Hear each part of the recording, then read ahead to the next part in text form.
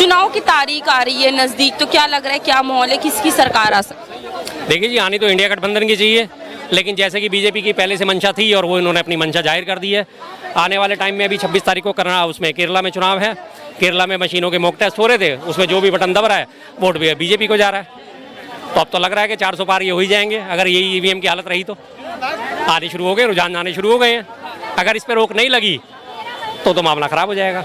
अच्छा, मोदी जी लगातार कह रहे हैं कि हमने गरीबों के लिए काम किया है, गरीबों को सम्मानता दिलाने का काम किया है, तो क्या लग रहा है काम किया है? गरीबों को इतना सम्मान दिया है उन्होंने, 81.5 करोड़ लोगों को 5-5 किलो राशन पे जिंदा रहने के लिए छोड़ दिया है। कितना बड़ा सम्मान दिया है। और अपने मित्रों के लाखों करोड़ के कर्जे माफ़ कर दिए। कितना काम करा उन्होंने गरीबों के लिए, उनके लाखों करोड़ के कर्जे माफ़ कर दिए। किसानों को MSP देने को तैयार नहीं है, लेकिन उद्योगपतियों के टैक्सेस माफ़ हो रहे हैं। कितना काम करा उन्होंने, बताइए। ये काम गरीबों के लिए है। गरीबों के लिए तो कर दिया ना उन्होंने काम। 5 किलो राशन ले जाओ, मौज लो, बस कर दिया काम। इससे ज़्यादा कोई ना जरूरत ना वो देंगे। अच्छा, उनके मैनिफेस्टो को आप किस तरीके से देखते हैं, क्योंकि उन्होंने बोला है कि मुफ्त राशन मिलता रहेगा 5 साल। बिल्कुल, वही मैंने आपसे बात कही ना बार बार के, ये 5 किलो राशन की जो मुफ्त की उन्होंने स्कीम चलाई है, उन्होंने अपनी मंशा साफ जाहिर कर दी है। भाई 81.5 करोड़ जनता, कान खोल के सुन लो, अगले 5 सालों तक तुम्हारी ज़िंदगी में कोई बदलाव नहीं आने वाला। तुम लोग 5 किलो के परजीवी हो, परजीवी ही रहोगे। 5 किलो राशन पे जिंदा हो, वही राशन तुम्हें अगले 5 साल तक मिलता रहेगा। ना आवाज़ उठाना, ना शिक्षा के लिए आवाज़ उठाना, ना स्वास्थ्य के लिए आवाज़ उठाना, ना रोजगार के लिए आवाज़ उठाना, ना अपने भविष्य की बात करना। तुम्हारे को बस 5 किलो राशन मिलता रहेगा, इसके अलावा कुछ नहीं मिलेगा। साफ उन्होंने अपनी मंशा जाहिर कर दी है। कह रहे विकास को हम लोग ढूंढ रहे, गली गली में विकास को ढूंढ रहे। मिला विकास?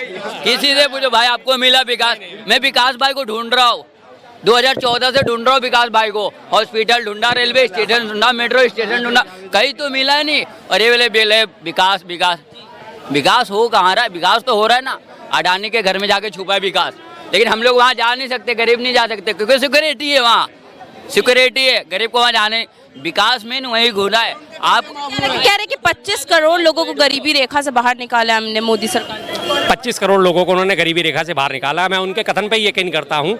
जब मोदी जी की सरकार आई थी 2014 में, उससे पहले मनमोहन सिंह जी की सरकार में BPL परिवार जिन्हें कहा जाता है, बिलो पॉवर्टी लाइन, गरीबी रेखा से नीचे वाले रहने वाले लोग जो थे मात्र 22.5 करोड़ थे। अब 22.5 करोड़ के बाद पहले तो उन्होंने 25 करोड़ को निकाल दिया, यानी कि 22.5 करोड़ के बाद उन्होंने 25 करोड़ बढ़ गए ना। 2.5 करोड़ तो वैसे ही बढ़ गए आंकड़ों के हिसाब से। और 22.5 करोड़ से अगर वो 5 किलो राशन दे रहे हैं गरीबों के नाम पे कि गरीबों को मैं राशन दे रहा हूँ, तो 22.5 से बढ़ के आज वो 81 करोड़ हो गए। तो उन्होंने निकाला या और दलदल में धकेला।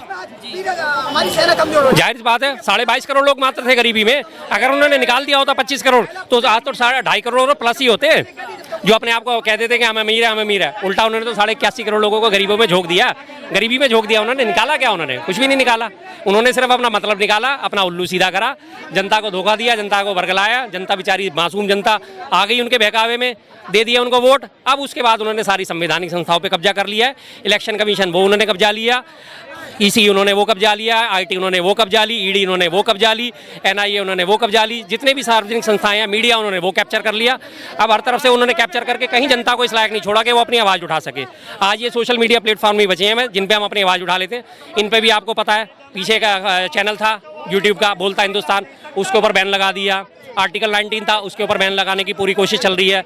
एक नेशनल दस्तक नाम का चैनल है, उस पर बैन लगाने की कोशिश चल रही है। कंटिन्यूस चल रहा है, इस पर भी रोक लगाने के लिए।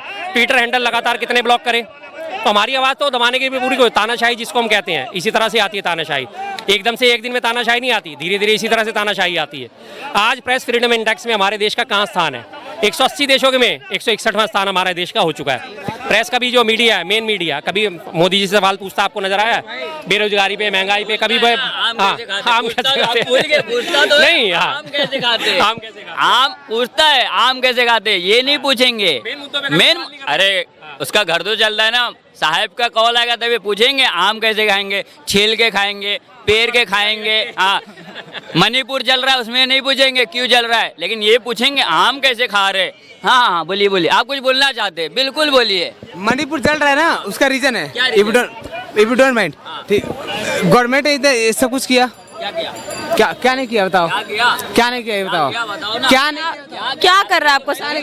अरे delegates, if you don't mind brother, if you don't mind नहीं, if you don't mind delegates, word कितना वो है, क्या? आपको पता है क्या? वर्ल्ड के सब सेलिब्रिटी है यहाँ पे, क्यों क्यों?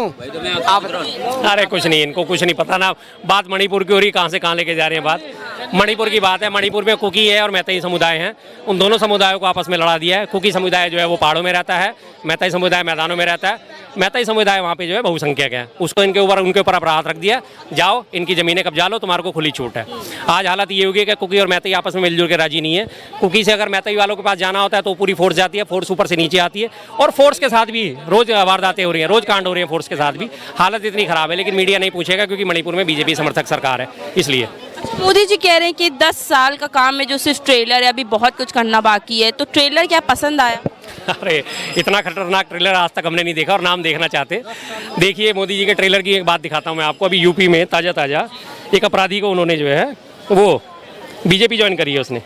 एक चीज़ दिखाता हूँ आपको अभी, ये गैंगस्टर सोनू कनौजिया है, ये बीजेपी में शामिल हो गया। इसको पुलिस ढूंढ रही थी एनकाउंटर करने के लिए, और ये भरी सभा में जाके मंच पे अब इसने बीजेपी का पट्टा डाल लिया अपने गले में। अब ना इसकी एनकाउंटर होगा, ना इसके मुकदमे चलेंगे, ना कुछ होगा। ये बीजेपी की हालत है, ऐसा काम करती है वो, ऐसी गारंटी देती है बीजेपी। गैंगस्टर है, इसको लगातार एनकाउंटर के लिए ढूंढा जा रहा था, एनकाउंटर से बचने के लिए पहुंच गया बीजेपी में, शरण ले ली, उनका पट्टा पहन लिया। अब इसके ऊपर पुलिस हाथ नहीं डाल सकती। मतलब जितने भी आरोप लगे हो भाजपा में शामिल हो जाओ तो कुछ? बिल्कुल, भाजपा में शामिल हो जाओ, सारे आपके आरोप। जो बार बार बात होती है ना मोदी जी की गारंटी, वो पुराने उनके जुमले वो तो खैर खत्म ही हो गए, उनके तो सब फेल ही हुए।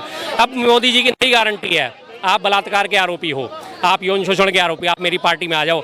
अगर आपको ईडी, आईटी, सीबीआई, एनआईए, कोई सी भी एजेंसी, अगर आपको पुलिस छू जाए तो बात है, कोई नहीं उन्हें हाथ लगाएगा, ये मेरी गारंटी। आप जितना मर्जी भ्रष्टाचार कर लो, सामने वाली पार्टी में खड़े होकर मेरी पार्टी में शामिल हो जाओ, उसके बाद आपके ऊपर कोई छापा नहीं डलेगा, कोई ऊपर आपके हाथ नहीं डालेगा, कहीं आपके ऊपर कोई जब्ती नहीं होगी, कहीं आपके ऊपर कोई कार्रवाई नहीं। ये मेरी गारंटी है। आप महिलाओं के साथ जो मर्जी करो, महिलाओं के खिलाफ कुछ भी करो, महिलाओं के अत्याचार करो, उनके साथ बलात्कार करो, मेरी पार्टी में आ जाओ, आपको कोई हाथ नहीं लगाएगा, ये मेरी गारंटी है। बेटी बचाओ बेटी पढ़ाओ का नारा उन्हीं का था ना, तो वो इसीलिए दिया था, वो जबान नहीं फिसली थी, वो दिल की बात निकल के आई थी। अच्छा जी। तो मोदी जी जनता से कह रहे हैं कि हमें 5 साल और दे दीजिए तो सारे भ्रष्टाचारियों को बाहर निकाल सकेंगे। बस वो सारे भ्रष्टाचारी जितने भी हैं उनकी भूख खत्म नहीं होती, अपनी पार्टी में शामिल कर लेंगे और उसके बाद वो भ्रष्टाचारी रहने ही नहीं। सीधी सी बात है, मेरी पार्टी में आ जाओ, फिर तुम्हारा नाम भ्रष्टाचारी थोड़ी है, फिर तो तुम्हारा नाम भारतीय जनता पार्टी वाला है, फिर तुम भ्रष्टाचारी थोड़ी बचे, फिर तो तुम मेरे पास आए हुए पाक साफ हो गए हो। वॉशिंग मशीन उनके पास तो उन्होंने ऐसी ईजाद कर ली है, आके मेरी पार्टी में शामिल हो, मेरी पार्टी का पट्टा पहनो और तुम्हारे सारे दाग साफ, चुटकियों में साफ। दूध सी सफेदी, वो पहले आता था ना ऐड, दूध सी सफेदी निरमा से आए, अब वो नया ऐड आ गया क्या दूध सी सफेदी मोदी जी की वॉशिंग मशीन से आए, बीजेपी से आए। वॉशिंग मशीन बन हाँ बिल्कुल बिल्कुल, दूध सी सफेदी बीजेपी से आए। बलात्कारी, भ्रष्टाचारी और जितने भी डकैत हैं या कुछ भी हैं, अपहरण करने वाले हैं, वो सब खिल जाए, उनके सबके दामन पाक साफ हो जाएंगे। भ्रष्टाचार खत्म, हर चीज़ खत्म, बस मेरी पार्टी में आ जाओ और इसके अलावा मुझे कुछ नहीं चाहिए, बाकी सब मैं अपने आप देख लूँगा।